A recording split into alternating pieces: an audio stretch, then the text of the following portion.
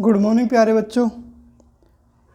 आज हम पढ़ेंगे 7th क्लास की सामाजिक विज्ञान।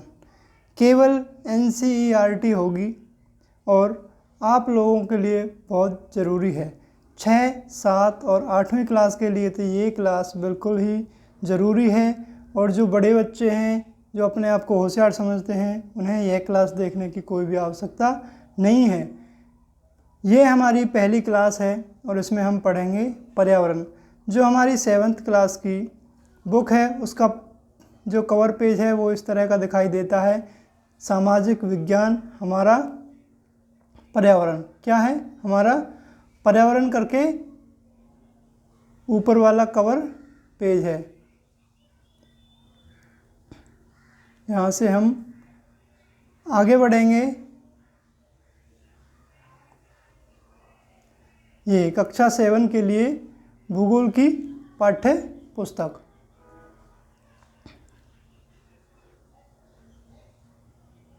NCERT पर आधारित है। किस पर आधारित है? NCERT पर आधारित होगी। NCERT के बाहर की एक भी बात मैं आपको बताने वाला नहीं हूँ। जो ज़्यादा ही ज़रूरी होगी उसे ही बताऊँगा। केवल हमारा पहला उद्देश्य है कि NCERT बुक को कंप्लीट करना, वो भी 7th क्लास की, जिसका पहला अध्याय क्या कहता है? पहला अध्याय का नाम है पर्यावरण। क्या नाम है? पर्यावरण।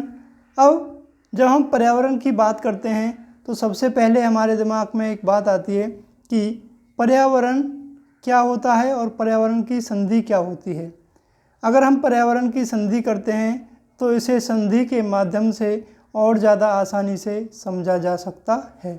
जैसे पर्यावरण का जो संधि विच्छेद होता है वो होता है परि प्लस में आवरण। क्या होता है? परि प्लस में आवरण। अब परि प्लस आवरण हमने संधि कर लिया है। अब इसमें हमें दोनों शब्दों का अर्थ पता होना चाहिए। परि का अर्थ क्या होता है? परि का अर्थ होता है चारों ओर। परि का अर्थ क्या होता है? चारों ओर। और आवरण का मतलब क्या होता है? आवरण का मतलब होता है ढका हुआ, या फिर दूसरी तरीका से कह सकते हैं घेरे हुए। इसी से इसकी डेफिनेशन यानी परिभाषा बन जाती है। पर्यावरण क्या है? जो हमको चारों ओर से ढके रखता है या फिर घेरे रखता है, वो ही क्या है? पर्यावरण है। अर्थात अगर हम पहली परिभाषा बनाएंगे तो किस प्रकार से बनाएंगे? पहली परिभाषा बनाएंगे तो किस प्रकार से बनाएंगे? जो हमको चारों ओर से घेरे हुए है वह पर्यावरण कहलाता है। कैसे बेटा? जो हमको चारों ओर से घेरे हुए है या ढके हुए है वह पर्यावरण कहलाता है। यहाँ तक क्लियर है बेटा? आगे चलें। आगे देखेंगे हम पर्यावरण की दूसरी परिभाषा। पहली परिभाषा को लिख लें आप आराम से अपनी कॉपी में। वीडियो को रोककर बार बार देखेंगे तो आपको बिल्कुल ही याद हो जाएगा। आप पेपर में बिल्कुल ऐसे ही अपने उत्तर लिख सकते हैं, एक भी नंबर की कटौती नहीं होगी। तो अब बात करेंगे हम दूसरी परिभाषा की कि पर्यावरण की दूसरी परिभाषा क्या है। किसी भी जीवित प्राणी के चारों ओर पाए जाने वाले लोग। किसी भी जीवित, किसकी बात कर रहा है? जीवित। अगर कोई व्यक्ति है और वो जीवित है तो उसके चारों ओर की बात कर रहा है, मृत की बात यहाँ पर नहीं कर रहा है। किसी भी जीवित प्राणी के चारों ओर पाए जाने वाले लोग, यानी कोई जीवित व्यक्ति तो उसके चारों तरफ क्या पाए जाएंगे?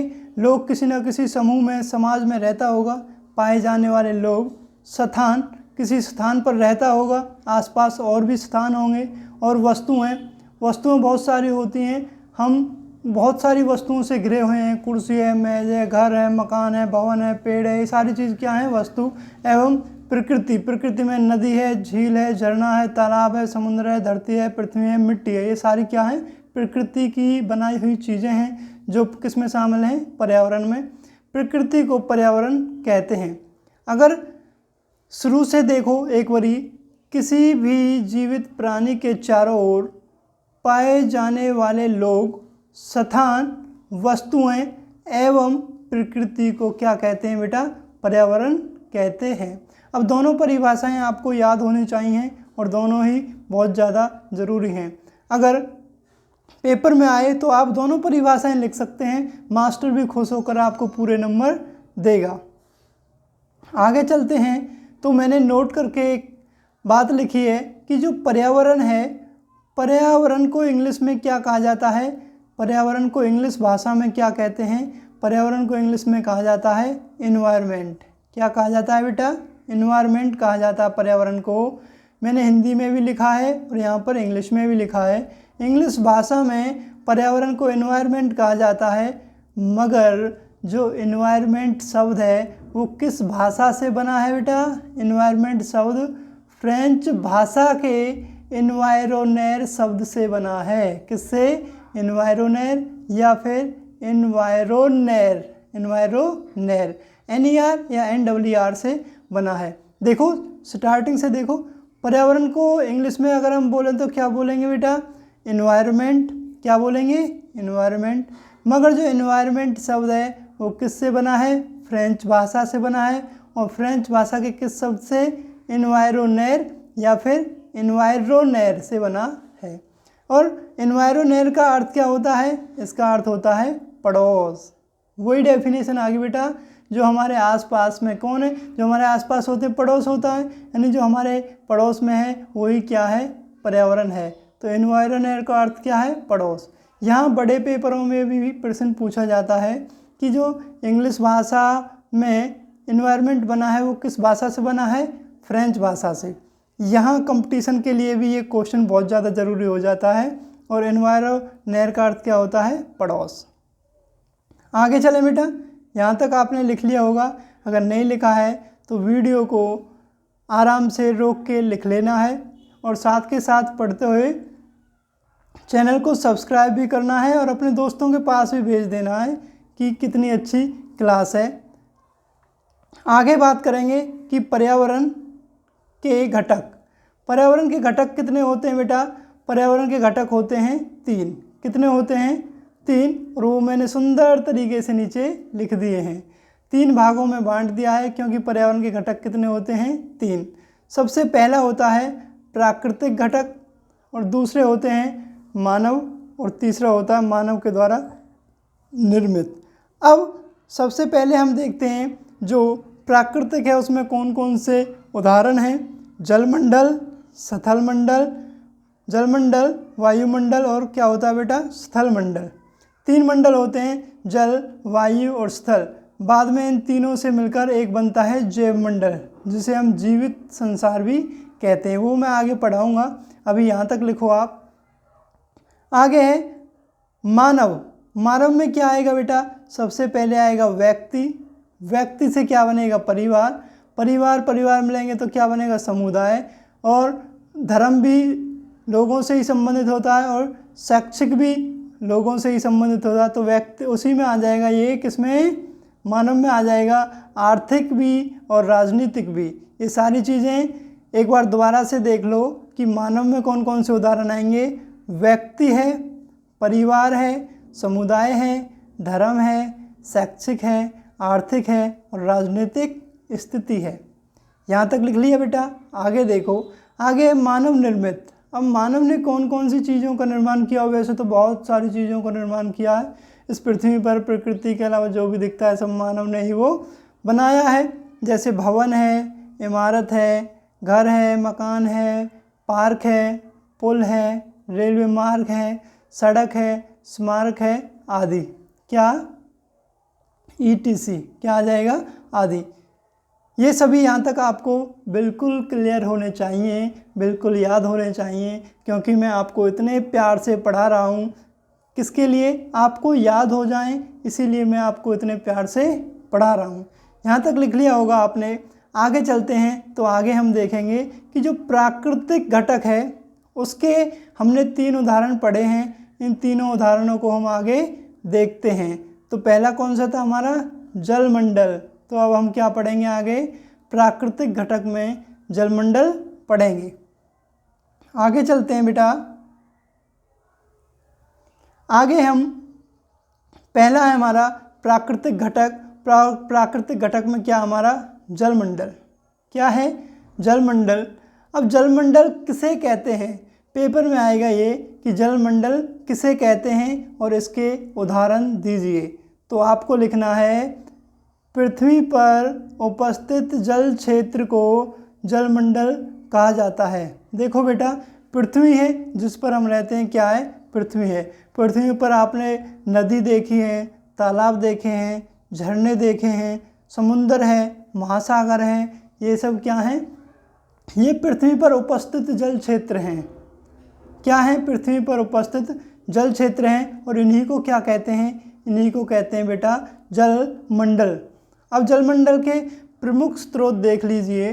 प्रमुख स्रोत हैं जैसे समुंदर, जो मैंने अभी बताए, समुंदर है, झरना है, नदी है, महासागर है आदि। ठीक है, दोबारा से देख लो एक बारी। और आपको कॉपी में ये लिखना भी है, क्योंकि आप जितना ज़्यादा लिखोगे मेरे प्यारे मुन्ना रसगुल्लो, उतना ही ज़्यादा आपको क्या होगा, याद होगा। और आपको याद होगा तो पेपर में आप सुंदर तरीके से, आपको लिखना भी है सुंदर तरीके से, और आपको ये चीज़ें याद भी करनी हैं। जैसे देखो, जलमंडल पृथ्वी पर उपस्थित जल क्षेत्र या जलमंडल को, जल क्षेत्र को जलमंडल कहते हैं। इसके प्रमुख स्रोत हैं जैसे समुंदर, झरना, नदी, तालाब, महासागर आदि। क्लियर है यहाँ तक? आगे चलें तो हमारा दूसरा प्राकृतिक घटक था वायुमंडल। क्या था? वायुमंडल। अब हम पढ़ते हैं क्या अपना वायुमंडल। वायुमंडल क्यों जरूरी है बेटा? आप सांस लेते हो तो किसकी आवश्यकता होती है? वायु की होती है। आग लगाते हो, आग किस में काम करती है? हमको सर्दी से बचाने के लिए। आग को जलाने के लिए भी वायु की ज़रूरत होती है। जहाँ पर ऑक्सीजन नहीं होगी वहाँ पर बेटा आग नहीं लग सकती। तो आग के लिए हमको ऑक्सीजन की ज़रूरत होती है, और सांस के लिए हमको ऑक्सीजन की ज़रूरत होती है, और पेड़ों को नाइट्रोजन की ज़रूरत होती है। वो सारी चीज़ें मैं आपको धीरे धीरे पढ़ाऊँगा और पढ़ाता रहूँगा। आप चैनल को सब्सक्राइब करके डेली बेज इस पर क्लासें आती रहेंगी, उन्हें देखो।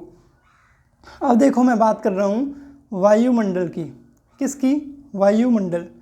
हमारी पृथ्वी को चारों ओर से वायु की एक पतली परत ने घेर रखा है। किसने घेर रखा है? वायु की एक पतली परत ने घेर रखा है। किसे? हमारी पृथ्वी को। हमारी पृथ्वी को वायु की एक पतली परत ने घेर रखा है, जिसे हम क्या कहते हैं? जिसे हम क्या कहते हैं बेटा? जिसे हम कहते हैं, जिसे हम क्या कहते हैं? जिसे हम कहते हैं पतली परत, और जिसे हम कहते हैं वायुमंडल। क्या कहते हैं? वायुमंडल। हमारी पृथ्वी को चारों ओर से एक पतली परत ने घेर रखा है। किसकी पतली परत है? वायु की है बेटा। किसकी? वायु की पतली परत ने घेर रखा है, उसे वायुमंडल कहते हैं। अब ये वायुमंडल हमारी पृथ्वी के आसपास ही क्यों होता है? आपके दिमाग में ये बात भी आएगी कि जो वायुमंडल है सर, ये हमारे आसपास, हमारी पृथ्वी के आसपास ही क्यों होता है? क्योंकि बेटा जो हमारी पृथ्वी है, पृथ्वी में है गुरुत्वाकर्षण बल, यानी किसी भी चीज़ को पृथ्वी अपनी ओर खींचती है, अपनी ओर आकर्षित करती है। जिस तरह से चुंबक लोहे को अपनी तरफ खींचती है ना, उसी तरह से ये हमारी पृथ्वी के अंदर गुरुत्वाकर्षण बल होता है, और गुरुत्वाकर्षण बल के कारण पृथ्वी सभी चीज़ों को अपनी तरफ खींचती है। अब देखो आगे क्या लिखा है। यह गुरुत्वाकर्षण बल के कारण पृथ्वी को घेरे रखता है। क्योंकि पृथ्वी में क्या है बेटा?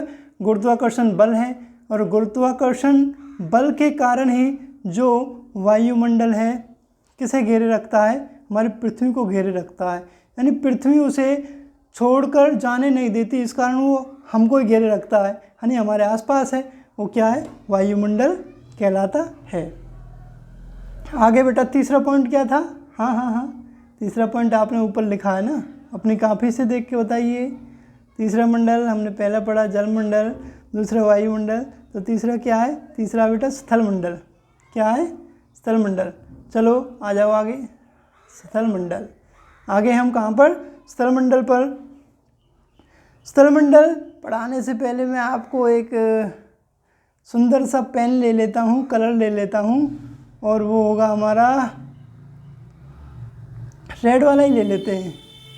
कैसा होगा? रेड वाला। आप भी मेरे रसगुल्ले, और रसगुल्ले भी लाल होता है, इस कारण आप जल्दी पढ़ोगे। अब देखो बेटा, स्थल मंडल, तीसरा पॉइंट है हमारा स्थल मंडल। पृथ्वी की सबसे ऊपरी परत, बेटा पृथ्वी की सबसे ऊपरी परत है, पृथ्वी की सबसे ऊपरी परत है, या फिर कह सकते हैं कि ठोस परपटी, यानी जो पृथ्वी की सबसे ऊपरी परत है उसी को क्या कहते हैं हम? ठोस, यानी वो मजबूत है, कठोर है। ठोस परपटी यानी परपटी है, यानी परपटी है, जैसे मेज होती है ऐसे है परपटी। पृथ्वी की सबसे ऊपरी परत या फिर ठोस परपटी को क्या कहते हैं? स्थल मंडल कहा जाता है। हो गया बेटा याद?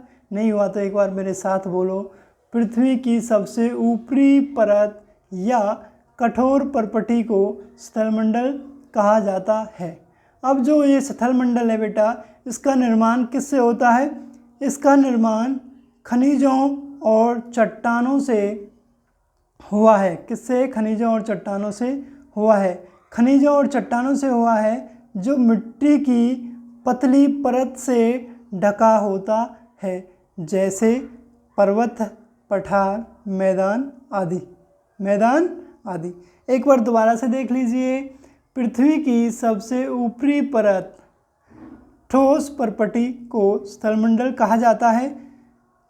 इसका निर्माण चट्टानों और खनिजों से हुआ है जो मिट्टी की पतली परत से ढका होता है, जैसे पर्वत, पठार, मैदान आदि।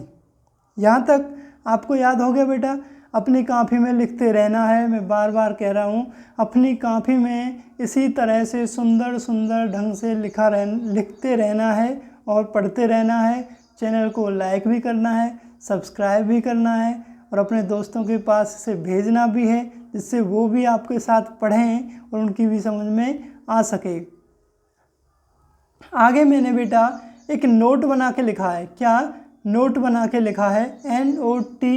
ये रुपये वाला नोट नहीं है बेटा, इसका मतलब होता है कि इस बात पर और ज़्यादा गौर दीजिए, इसके लिए ये नोट लगाया गया है। अब देखो, जलमंडल हमने पढ़ा, वायुमंडल हमने पढ़ा और स्थलमंडल भी हमने पढ़ा। अब इन तीनों से मिलकर, मैंने पहले बताया था ना शुरुआत में, इन तीनों से मिलकर एक चीज़ बनती है जिसे हम क्या कहते हैं? जैव मंडल। क्या कहते हैं बेटा?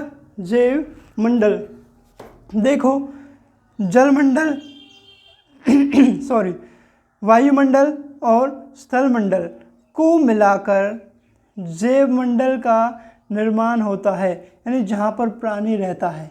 जहाँ पर प्राणी रहता है, प्राणी को रहने के लिए जल की ज़रूरत होती है, वायु की ज़रूरत होती है और स्थल की ज़रूरत होती है। वहाँ पर क्या होगा? जैव मंडल का निर्माण होता है, जहाँ पर जीवन संभव है, यानी जहाँ पर जीवन संभव है, यानी हम रहते हैं, हम इंसान हैं, हम पशु भी पालते हैं, यानी हम रहते हैं, पशु रहते हैं, ये सब किस में रहते हैं?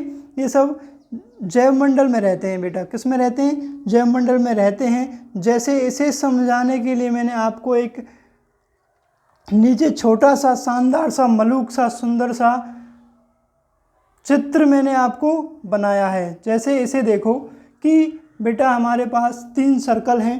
पहला सर्कल है हमारे पास जलमंडल का, दूसरा वायुमंडल का और तीसरा स्थलमंडल का। इन तीनों को मैंने इस तरह से गोलाकार में दर्शाया है। जो बीच वाला ये क्षेत्र है, जिसे मैं रेड भी कर रहा हूँ और पहले भी कलर हुआ था उसमें, ये वाला क्षेत्र जहाँ पर तीनों ये मिलते हैं, जलमंडल, वायुमंडल और स्थलमंडल जहाँ पर मिलते हैं बेटा, वहाँ पर क्या होता है? वहाँ पर होता है जैव मंडल। जैव मंडल को कहते हैं जीव मंडल और जीवित संसार। क्या कहा जाता है? जीवित संसार। यहाँ तक क्लियर है? यहाँ तक क्लियर है तो इसे लिख लेना बेटा अपनी कॉपी में। मैं बार बार कह रहा हूँ, ये पेपर में आने वाले प्रश्न हैं जो आपको परिभाषा पूछी जाएंगी, और बड़े बच्चों के लिए ये क्लास नहीं है। जो ज़्यादा होशियार है उनके लिए तो ये बिल्कुल भी नहीं है। अब देखो बेटा, अब हमने क्या लिखा है? जैव मंडल पर 2 प्रकार की चीज़ें या फिर वस्तुएं पाई जाती हैं। एक कौन सी? सजीव, जिन्हें हम जीवीय कहते हैं, और एक कहते हैं निर्जीव, जिन्हें हम क्या कहते हैं? अजीवीय। सजीव कौन सी होती हैं बेटा? सजीव जो सांस लेती हैं, घूमती फिरती हैं, चलती वलती हैं। पेड़ भी सजीव में ही आएंगे, सजीव। और एक होता है निर्जीव। क्या होता है? निर्जीव। आगे बेटा इसमें एक पॉइंट और है मेरे प्यारे से रसगुल्लो, नोट करके लिखा है मैंने यहाँ पर, वस्तु विनिमय। वस्तु विनिमय क्या होता है? यह वस्तुओं की अदला बदली का व्यापार है जिसमें धन का प्रयोग नहीं होता। जैसे अनाज से बर्तन खरीदना। जैसे आप एक दूसरे के घर जाते हो कि आपको सब्जी चाहिए, आपको शुद्ध सब्जी चाहिए, आप अनाज लेके जाएंगे, वहाँ से सब्जी ले आएंगे। आप बाज़ार जाएंगे, अपना क्या बेच के आएंगे? अनाज बेच के आएंगे, और वहाँ से क्या ले आएंगे? वहाँ से बहुत सारी घर की सामग्री ले आएंगे। मतलब उसमें हम पैसे का प्रयोग नहीं करते हैं। उसमें हम क्या नहीं करते? उसमें हम, ये दो व्यक्ति हैं मान के चलो, इसमें ये दो व्यक्ति गए बाज़ार, ये व्यापारी है और ये बाज़ार में दुकानदार है। ये इसको कुछ सामान देगा और ये इससे कुछ सामान उसके बदले में ले लेगा, मगर रुपये का प्रयोग इसमें नहीं होगा। तो इसे क्या कहते हैं? इसे कहते हैं वस्तु विनिमय। क्या कहते हैं बेटा? वस्तु विनिमय। तो ये थी बेटा हमारी पहली क्लास, जिसका नाम था पर्यावरण। पर्यावरण को मैंने आपको बहुत अच्छे पढ़ाने की कोशिश की है और पढ़ाया भी है। अगर क्लास आपको पसंद आई है तो चैनल को सब्सक्राइब अवश्य करें, और क्लास को देखने के लिए आपका थैंक यू। क्या? क्लास को देखने के लिए थैंक यू, और इस चैनल को सब्सक्राइब ज़रूर करें, प्लस में लाइक करें, और अपने दोस्तों के पास भी इसे क्या करें? शेयर करें, जिससे कि वो लोग भी अपनी पढ़ाई को आराम से याद कर सकें, लिख सकें और पेपर में अच्छे मार्क ला सकें। थैंक यू दोस्तों, थैंक यू बच्चों, थैंक यू मेरे रसगुल्लो।